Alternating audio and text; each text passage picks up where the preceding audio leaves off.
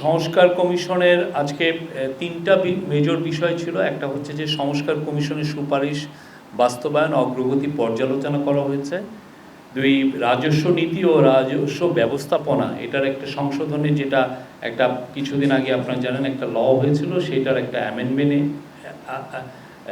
এসছে এবং এটাকে অ্যামেন্ডমেন্টটা পাস হয়েছে। আর একটা হচ্ছে যে বাংলাদেশ এবং পাকিস্তানের সাথে ভিসা অ্যাবলিশন এর জন্য একটা চুক্তি হয়েছে এবং এটা ফর হচ্ছে ডিপ্লোম্যাটিক এবং অফিসিয়াল পাসপোর্ট যারা ধারণ করেন তাদের জন্য। এই তিনটা বিষয়ে আলোচনা হয়েছে। এছাড়া এমনি অন্যান্য আরও কিছু কিছু বিষয়ে আলোচনা হয়েছে। আমি প্রথমে হচ্ছে যে সংস্কার কমিশনের যেই বিষয় আপনারা জানেন, গত সপ্তাহে আমরা এটা বিষয়ে আপনাদেরকে একটু হাইলাইট দিয়েছি কি কি বিষয়ে কাজ হচ্ছে।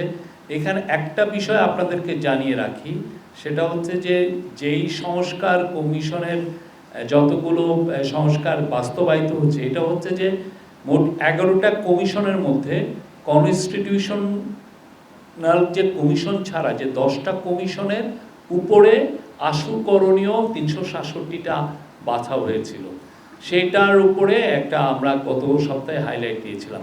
তো এখানে আপনাদের একটা বিষয়, সংস্কার শুধুমাত্র কমিশনগুলো যে 10টা করেছে, হ্যাঁ 10টা কমিশনের যে সংস্কার এটাই আমরা বাস্তবায়ন করছি না। এছাড়াও প্রত্যেকটা মিনিস্ট্রি এই আমাদের গভর্নমেন্টের দায়িত্ব গ্রহণ করার পরের থেকে তারা সবাই স্বপ্রণোদিত হয়ে এবং নিজেরা আইডেন্টিফাই করে অনেকগুলো কাজ করেছেন। আমরা আপনাদের কাছে আহ্বান করব, প্রত্যেকটা মিনিস্ট্রির সাথে আপনারা যদি যোগাযোগ করেন, তারা আপনাদেরকে এই লিস্টগুলো প্রোভাইড করতে পারবেন কতগুলো কাজ হয়েছে। আমি বলতে পারি এইখানে কয়েকশো সংস্কারের কাজ করেছেন এই প্রত্যেকটা মিনিস্ট্রি, তারা নিজেরা। এটাই এমনকি যে সংস্কার কমিশনগুলো রিপোর্ট দিবেন সেই জন্য তারা বসে থাকেননি। প্রত্যেকটা মিনিস্ট্রি, আমি ল মিনিস্ট্রির কথা বলতে পারি, আমি এনভায়রনমেন্ট মিনিস্ট্রির কথা বলতে পারি, এনার্জি মিনিস্ট্রির কথা বলতে পারি, এবং এনার্জি মিনিস্ট্রিতে কিছু কিছু কাজ খুব দ্রুতভাবে করা হয়েছে। যেমন আপনি জানেন স্পেশাল পাওয়ার্স অ্যাক্ট ছিল একটা, এটা আমরা এই গভর্নমেন্ট দায়িত্ব গ্রহণের 2 সপ্তাহের মধ্যেই এই কাজটা করা হয়েছে। এর ফলে যেটা হয়েছে যে এই অ্যাক্টের মাধ্যমে বাংলাদেশে সবচেয়ে বেশি চুরি হয়েছে, যার ফলে গত গভর্নমেন্ট তার যারা পছন্দের যারা বিজনেসম্যান তাদেরকে চুরির লাইসেন্স দিয়েছিলেন এই পাওয়ার প্ল্যান্ট ক্যাপাসিটি চার্জের মাধ্যমে, পাওয়ার প্ল্যান্টের চুক্তির মাধ্যমে। তো সেইটা নিয়ে আজকে এইটা পর্যালোচনা করা হয়েছে। আজকে এই সংস্কার কমিশনের সুপারিশ কতটুকু বাস্তবায়ন হয়েছে এবং সেইটা সামনে আরও স্ট্রিমলাইন করার কথা বলেছেন। সেক্ষেত্রে যেগুলো খুব আসল করণীয় সেগুলোর লিস্ট আমরা সামনে যেগুলো বাস্তবায়িত হচ্ছে সেইগুলো আমরা প্রতি সপ্তাহে আপনাদেরকে কিছু কিছু কিছু আপডেট দিব। যেটা হয়েছে যে একটা ল অ্যামেন্ডমেন্ট হয়েছে, যে লটা হচ্ছে রাজস্ব নীতি ও রাজস্ব ব্যবস্থাপনা উইদিন ব্র্যাকেট সংশোধন অধ্যাদেশ 2025 এর নীতিগত ও চূড়ান্ত অনুমোদন হয়েছে।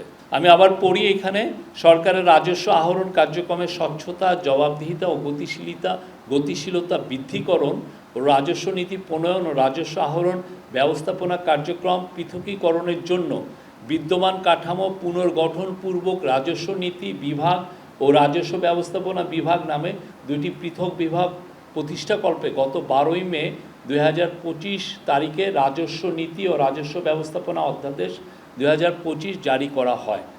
জারি করা অধ্যাদেশের কয়েকটি ধারার বিষয়ে জাতীয় রাজস্ব বোর্ডের কর্মচারীদের সাথে কথাবার্তা হয়।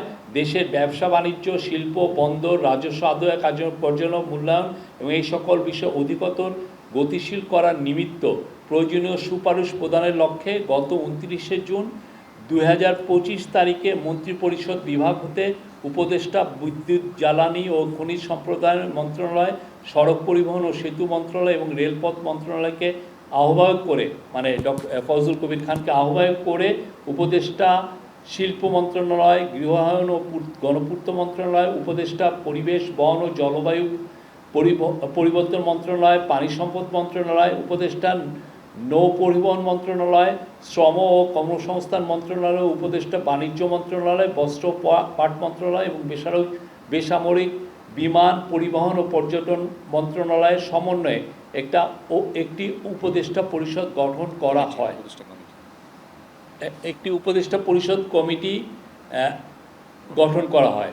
গঠিত উপদেষ্টা পরিষদ কমিটি জাতীয় রাজস্ব বোর্ডের সদস্যবৃন্দ, বিসিএস ট্যাক্সেশন, বিশেষ শুল্ক আবগারি ক্যাডার অ্যাসোসিয়েশন প্রতিনিধিবৃন্দ, জাতীয় রাজস্ব বোর্ড সংস্কার সংক্রান্ত পরামর্শ কমিটির সদস্যবৃন্দ এবং ব্যবসায়ী প্রতিনিধিদের সাথে মত বিনিময় করেন এবং মাঠ পর্যায়ের কয়েকটি আয়কর, কাস্টমস ও ভ্যাট অফিস পরিদর্শন করেন। মত বিনিময় শেষে রাজস্ব নীতি ও রাজস্ব ব্যবস্থাপনা অধ্যাদেশ 2025-এর কতিপয় ধারা সংশোধন ও সংযোজনের বিষয়ে উপদেষ্টা পরিষদ কমিটি কর্তৃক সুপারিশ করা হয়। প্রাপ্ত সুপারিশসমূহ বিবেচনায় নিয়ে অর্থ উপদেষ্টা মহোদয়ের নির্দেশের আলোকে অধ্যাদেশ সংশোধনের চূড়ান্ত খসড়া প্রস্তুত করা হয়। এটার হচ্ছে ব্যাকগ্রাউন্ড। আর পাকিস্তানের বিষয়ে আমাদের যে এটা হচ্ছে যে এই রকম চুক্তি আমরা আরও 31টা দেশের সাথে করেছি। এই চুক্তিটা হবে 5 বছরের জন্য।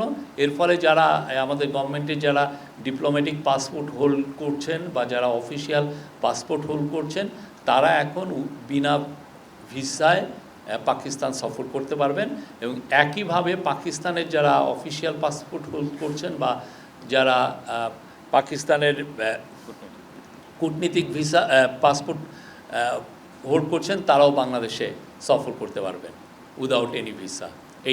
এটা আমাদের একটা স্ট্যান্ডার্ড প্র্যাকটিস, আমরা অনেকগুলো 31টা দেশের সাথে করেছি। হ্যাঁ, এই চুক্তিটা হচ্ছে 5 বছরের জন্য। আরেকটা আপনি জানেন যে আগামী 24, 25, 26 তারিখে রোহিঙ্গা একটা কনফারেন্স হচ্ছে কক্সবাজারে। এই অন্তর্বর্তীকালীন গভর্নমেন্ট রোহিঙ্গা ইস্যুটাকে খুব সিরিয়াসলি দেখছেন। আপনি জানেন এই বিষয়ে আমরা অনেকের সাথে আমরা কাজ করছি, অনেক দেশের সাথে খুব নিবিড়ভাবে আমরা এই বিষয় নিয়ে আলাপ আলোচনা করছি। তো সেই আলোকেই রোহিঙ্গা ক্রাইসিসটাকে আবার ইন্টারন্যাশনালি যাতে মেজর ডিসকাশনের বিষয় হয় সেটার জন্য আমরা এইটাকে হাইলাইট করার জন্য তিনটা বড় ইন্টারন্যাশনাল কনফারেন্স করার আমরা প্ল্যান নিয়েছি। তার প্রথমটা হচ্ছে এই 24 তারিখে শুরু হবে আর 3 দিন ব্যাপী। এরপরে 30শে সেপ্টেম্বর হবে সবচেয়ে বড়, সেটা ইউএনএ হবে। সেখানে আমরা আশা করছি 170টার মতো দেশ পার্টিসিপেট করবে। তার পরবর্তীতে আরও একটা কনফারেন্স আমরা আশা করছি দোহা, কাতারে হওয়ার we expect that it will be held in Doha. এই 3টা কনফারেন্স। তো এই রোহিঙ্গা এইটা নিয়ে যেটা হচ্ছে সেটা কক্সবাজারে যেটা হচ্ছে সেটা এখানে মেজর ইস্যু হলো আপনারা জানেন রোহিঙ্গা জনগোষ্ঠীর পক্ষে ইন্টারন্যাশনাল ফোরামে যে বাইরে যে তারা যে হিউম্যানিটেরিয়ান ডিজাস্টার যেটা ফেস করেছে বা জেনোসাইড যেটা ফেস করেছে তাদের কথাটা বা ইন্টারন্যাশনাল ফোরামে আসাটা অনেক ক্ষেত্রেই কষ্টকর। সেই জন্য তারা যাতে কক্সবাজারে এই ইন্টারন্যাশনালি এই যে যারা আমরা আশা করছি যে 40টার মতো দেশের প্রতিনিধিবৃন্দ এখানে থাকবেন, অনেক ইন্টারন্যাশনাল অর্গানাইজেশন এবং অনেক ইউএন অর্গানাইজেশন এইখানে থাকবেন। তাদের সাথে এই যে যারা বিদেশি আসবেন তাদের সাথে রোহিঙ্গার জনগোষ্ঠী ইন্টারঅ্যাক্ট করতে পারবেন, তাদের কথাগুলো বলতে পারবেন, তারা তাদের যে ভয়েসগুলো তারা রেইজ করবেন। এটা কক্সবাজারে এই ঘটনা এটা হবে এবং এটা 24 তারিখে তাদের সাথে ইন্টারাকশনের একটা ডেট আছে। 25 তারিখে আমাদের চিফ অ্যাডভাইজার মহোদয় ওখানে যাচ্ছেন এবং 26 তারিখে তারপর উনি এসে পড়ার পরেও কন্টিনিউ করবে ডায়ালগ এবং এটা 26 তারিখে কনক্লুশন হবে। তো এখানে মেজর যেগুলো ডিসকাশন পয়েন্ট,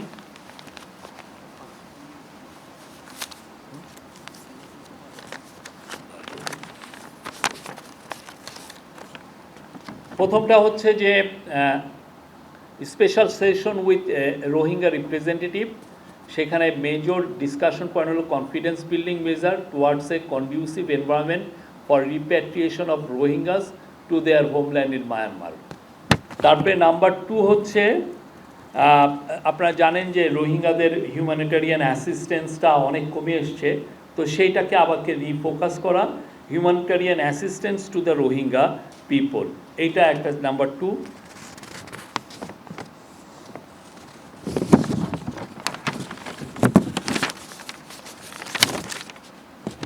নাম্বার 3 সেশন হচ্ছে accountability and justice for atrocities committed against Rohingyas, and number 4 হচ্ছে ways to sustainable time bound actionable road map for resolution of A Rohingya crisis. এই 4টা বিষয়ে মোটামুটি অনেকগুলো সেশন হবে, এগুলো নিয়ে আলাপ হবে। তো এই ছিল আমার তরফ থেকে। Thank you very much.